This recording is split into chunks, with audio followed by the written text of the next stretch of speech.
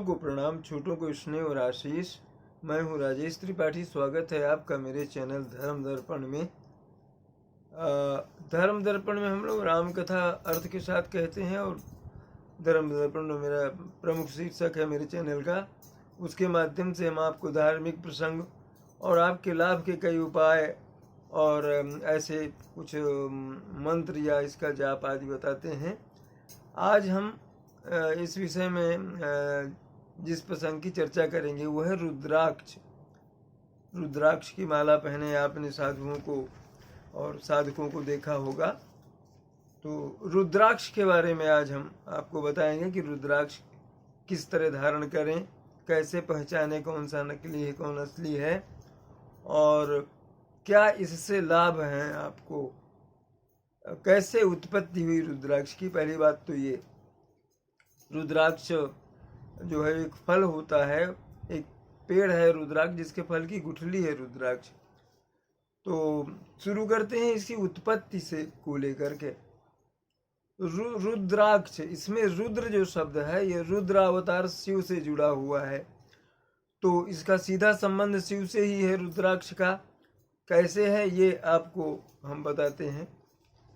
ये प्रसंग वहाँ से शुरू होता है कि जब राम की परीक्षा लेकर के सती वापस आती हैं जब कैलाश में शिव जी के पास, और शिव जी ध्यान लगा करके सब देख लेते हैं कि भाई इन्होंने क्या कीर्ति की है। वो तो बताती हैं कि मैंने कुछ नहीं किया, आप जैसे राम को प्रणाम करते वैसे प्रणाम करके चली आई। मगर शिव ने सारा रहस्य जान लिया कि ये सीता का छद्म वेश बना करके प्रभु के सामने आई और प्रभु ने इनको पहचान लिया। जो भी जितनी भी घटना है लोग इससे जुड़े हुए होंगे।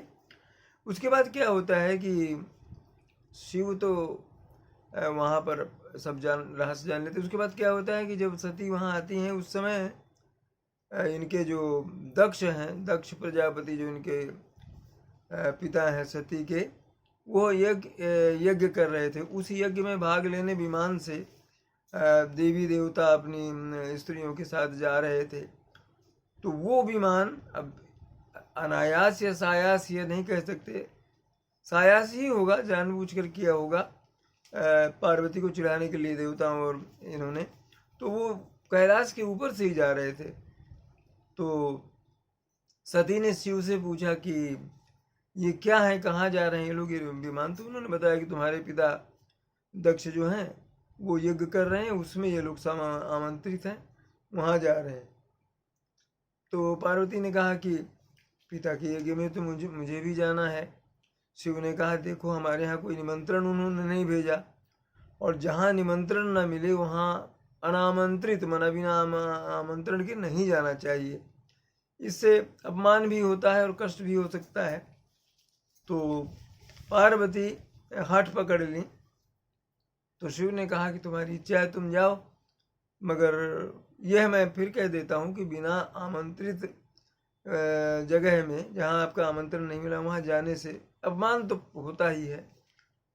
तो सती गई वहाँ पर। सती ने देखा कि सारे देवताओं का भाग वहाँ दिया हुआ है यज्ञ में, केवल शिव का ही भाग वहाँ पर नहीं है। इससे वो बहुत दुखी हुई।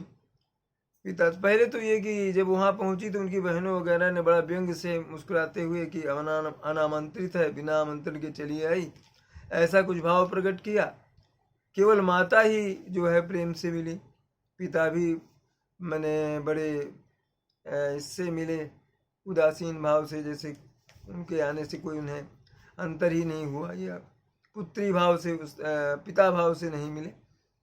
तो ये सब देख करके और जब देखा कि शिव का भाग नहीं है तो पिता से पूछ बैठी कि भाई शिव हमारे शिव का भाग क्यों नहीं है। तो पिता उनके जो थे शिव से चिढ़े हुए थे। एक सभा में शायद कुछ उनसे ये ऐसा हुआ था कि जिसको उन्होंने अपमान बोध किया था दक्ष ने। तो दक्ष ने सम्मानजनक उत्तर नहीं दिया, मैंने कुछ ऐसा उत्तर दिया कि सती जो है उससे काफ़ी क्रोधित हो गई, और उन्होंने वहाँ जो दक्ष का यज्ञ कुंड जो था उसमें आत्मदाह कर लिया। और साथ में सती के साथ उन्होंने कुछ गण भेज दिए थे शिव जी ने कि जिससे कि इनको कहीं कोई असुविधा न हो। उन गणों ने जब आकर के वापस शिव जी को इस घटना की बात बताई तो शिव जी वहाँ दौड़े हुए गए और उस सती की जो अधजला जो शरीर था, और सती की मृत्यु हो चुकी थी, उसको कंधे में लेकर के वो पूरे ब्रह्मांड में वो क्रोध से एकदम दौड़ने और इस तरह से करने लगे जैसे प्रलय ला देंगे, और बिलख बिलख करके रो भी रहे थे इनके लिए, सती के वियोग में। तो कहते हैं कि अक्ष का एक अर्थ आंसू भी बताया जाता है कि रुद्र अक्ष, ये दो शब्दों से बना रुद्राक्ष। तो रुद्र माने शिव और अक्ष माने आंसू। कहते हैं उनके आंसू जहाँ जहाँ गिरे वहाँ वहाँ रुद्राक्ष के पेड़ उग आए और उससे रुद्राक्ष की उत्पत्ति हुई। बाद की तो कथा वो है कि जब देखा कि बहुत विकराल रूप हुआ है शिव का और ये तो विनाश कर देंगे सृष्टि का, तो फिर विष्णु ने अपने चक्र से सती के अंगों को काट काट करके मैंने इस तरह से कह दिया कि जिससे वो सब जो है उनके कंधे से जल्दी समाप्त हो जाए, जिससे कि उनका क्रोध भी शांत हो। तो जहाँ जहाँ ये अंग गिरे वहाँ शक्तिपीठ हो गए, इस देश में प्रसिद्ध हैं। तो रुद्र अक्ष, रुद्राक्ष ऐसा है, उनके इससे इसकी उत्पत्ति हुई। इसके पेड़ महुए जैसे बड़े बड़े पेड़ उड़ते हैं, उसमें गुठलियाँ रखती हैं। यहाँ जिक्र कर दें कि इस यूट्यूबर ने हरिद्वार की अपनी यात्रा के दौरान माँ आनंदमयी के आश्रम में एक पेड़ देखा था रुद्राक्ष का। रात हो गई थी, अंधेरा झुटमुटा सा था, मगर कुछ लोग वहाँ भी उसके नीचे से कुछ फल वगैरह बीन करके ले आए थे रुद्राक्ष के। और उत्तराखंड में काफ़ी हैं ये, और नेपाल में भी पाए जाते हैं। अब रुद्राक्ष का जो ये है उपयोग है, माला के रूप में किया जाता है। साधु संत माला पहनते हैं और इससे बहुत लाभ है। लाभ क्या है? एक तो नकारात्मक ऊर्जा खत्म होती है, मानसिक शांति मिलती है, और तमाम तरह की भाव बाधाओं से, कष्ट से मुक्ति मिलती है। इसके लिए यही एक नियम ये है कि आपको सात्विक प्रकृति का होना चाहिए, शाकाहारी हो आप, और आप में कोई गलत व्यसन ना हो, कोई ऐसी आदत ना हो। इस तरह से इसका ये है। रुद्राक्ष एक मुखी से लेकर के 21 मुखी तक होता है। एक मुखी कहते हैं काफ़ी दुर्लभ है, बहुत मुश्किल से मिलता है, और जिसे मिलता है वो उसका भाग्य बदल देता है, ऐसा सुना गया है। तो अच्छा, इसमें ये भी एक पहचान लें, ये भी बताते चलें कि रुद्राक्ष के नाम पर बहुत से नकली रुद्राक्ष भी बना करके बेचे जा रहे हैं। मैं बता रहा हूँ, बना करके। इसमें कहीं ओम लिखा है, कहीं शिव का त्रिशूल बना होगा, कहीं कुछ और ऐसी आकृतियाँ। रुद्राक्ष में कोई आकृति नहीं होती, उसमें रेखाएं जरूर होती हैं, मुख उनको कहते हैं। तो ये जो है वो प्लास्टिक के वो बना बना करके लोग बेचते हैं। असली रुद्राक्ष की पहचान ये है कि रुद्राक्ष की असली माला आप पानी में डालेंगे डूब जाएगी, खाली रुद्राक्ष भी डालेंगे तो तैरेगा नहीं, डूब जाएगा, और प्लास्टिक का होगा तो तैरता रहेगा। एक पहचान ये भी है जो हम लोगों ने खुद करके देखा है कि आप 2 तांबे के सिक्के लीजिए और रुद्राक्ष को उसके बीच रख दीजिए और ऐसे उंगली से दबाए रखिए, और उसको थोड़ा ढीला रखिए। ढीला इसलिए कि उसको घूमने की जगह मिले। आप देखकर आश्चर्यचकित हो जाएंगे कि वो तांबे के दोनों सिक्कों के बीच चक्कर घिन्नी की तरह घूमेगा रुद्राक्ष। और वहीं आप नकली रुद्राक्ष लगा दीजिए तो हिलेगा भी नहीं। ये करके देख लीजिए, हमने किया, ये है, प्रत्यक्ष प्रमाण है इसका। तो नियम पूर्वक अगर धारण करते हैं तो बहुत लाभ होता है इसमें, और जीवन आपका सफल होता है, तमाम तरह की बाधाएं दूर होती हैं। और इसमें सबसे बड़ी बात है कि इसको पहले इसकी पूजा करनी चाहिए। धारण करने के पहले उसको शरणामृत वगैरह इस तरह से उसमें स्नान करा के रख करके, और फिर उसको ये करना चाहिए। मंत्र, जिसको मंत्र नहीं आता है, ओम नमः शिवाय मंत्र ही कई बार जाप करके और फिर पहन ले। और नहीं तो इसके लिए मंत्र है ओम तत्पुरुषाय विद्महे महादेव धीमहि तन्नो रुद्र प्रचोदयात। इस मंत्र को जाप करके आप पहन सकते हैं। अब ये आयुर्वेद में रुद्राक्ष को मतलब जल में रात को भिगो के सुबह उसके पानी पिलाते हैं, कई रोगों की उससे मुक्ति मिलती है। तामसिक भोजन नहीं करना चाहिए इसे धारण करते समय। शौचादि जाते समय आप उसकी माला उतार दें। कुछ लोग हाथ में भी माला पहनते हैं छोटी, इस तरह करके। अच्छा, ये जो है कई 21 मुखी तक होते हैं, हमने जैसे बताया आपको। रुद्राक्ष जो है, शिव भक्त जो है अक्सर आपने देखा होगा कि वो रुद्राक्ष धारण करते हैं। मंत्र जाप जैसा हमने बताया ओम नमः शिवाय, जो दूसरा मंत्र बताया उसको।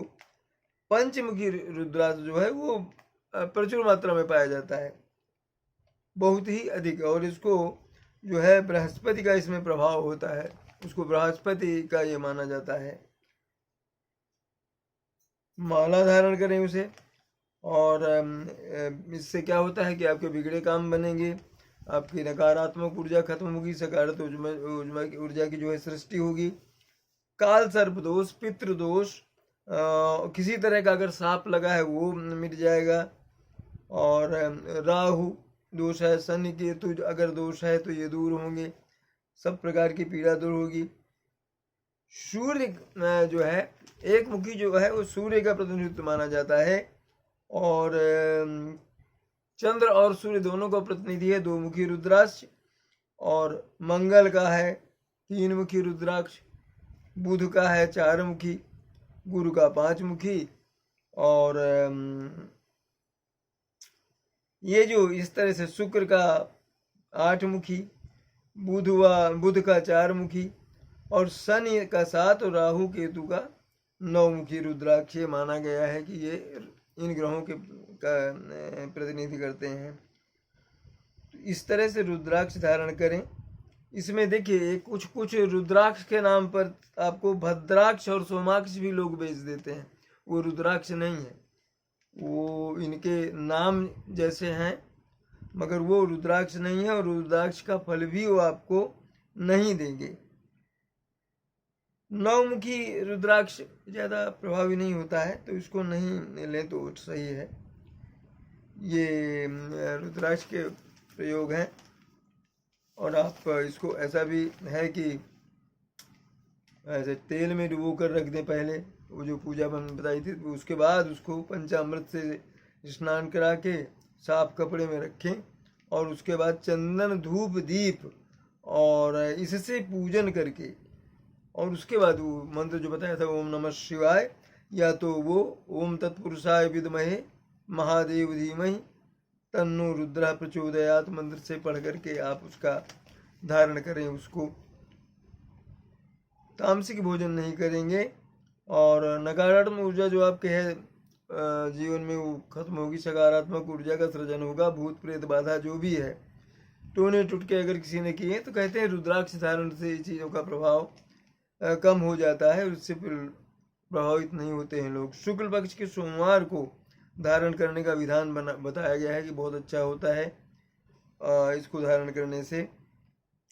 एक मुखी जो है रुद्राक्ष शिव का ये है, और अर्धनारीश्वर का भी प्रतीक है ये।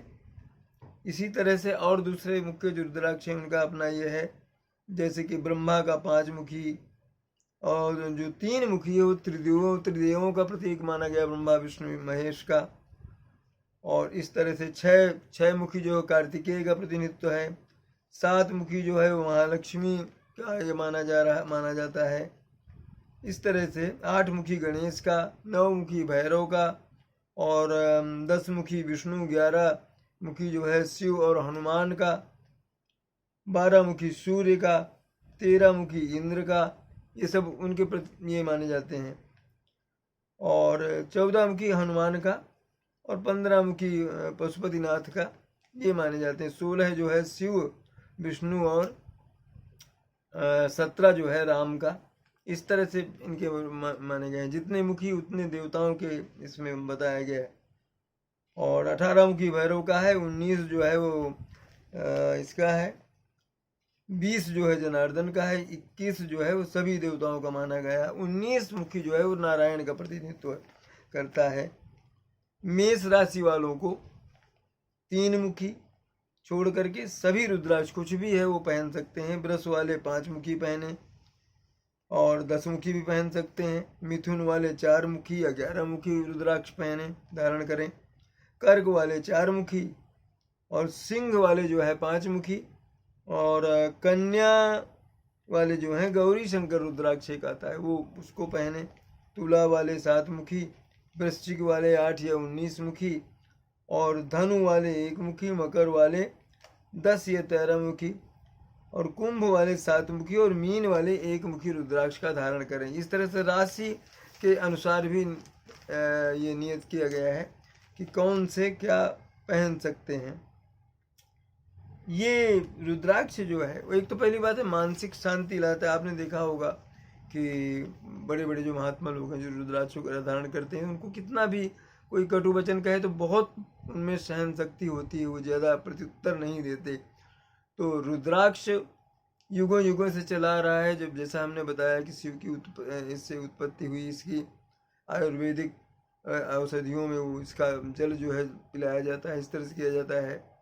और इसको धारण करने के बाद आपके मन में सात्विक विचार ही आने चाहिए, नकारात्मक या कोई दूसरी तरह के गलत विकार आप में नहीं आए। तो रुद्राक्ष धारण करने से बहुत लाभ हो सकता है। आपको कम से कम मानसिक शांति मिलेगी, तनाव से मुक्ति मिलेगी। तो इसमें हमने विस्तृत इससे बताया उत्पत्ति कैसी हुई, कौन सी राशि में कौन सा पहनना चाहिए। यह तय है कि इससे बहुत लाभ होता है, कष्ट से मुक्ति मिलती है, मानसिक तनाव से मुक्ति मिलती है। आपने देखा होगा कि बहुत लोग इसको धारण करते हैं, कुछ लोग कलाई में भी पहनते हैं उसकी माला, इस तरह से धारण करते हैं। कंठ में तो बहुत लोग पहनते हैं। हाँ, याद रखें शौचालय जाते समय इसको उतार देना चाहिए। इसे अशुद्ध नहीं होना चाहिए किसी भी दृष्टि से। ये किसी मृत उसमें शोक जताने जा रहे हैं ये करने, तो इसको भी उस समय भी इसे उतार दें, कि वो एक अशुद्ध वातावरण वहाँ बनता है ना, उसमें इसको नहीं। शुद्ध, इसमें शुद्धता सबसे बड़ी इसकी मैंने शर्त है कि शुद्ध भाव से पहने, शुद्ध भाव से इसे रख, इसे पूजा जैसे जाता है उस तरह से रखिए। मैंने उस रुद्र से जुड़ा हुआ है, शिव से जुड़ा हुआ है, तो इसे उस भाव से पहनिए और आपका कल्याण होगा। तो आज हमने रुद्राक्ष के बारे में आपको जानकारी दी। आपको यह वीडियो कैसा लगा अवश्य हमारे कमेंट्स बॉक्स में बताएं। अगर चैनल अब तक सब्सक्राइब नहीं किया है तो कृपया सब्सक्राइब कर लें।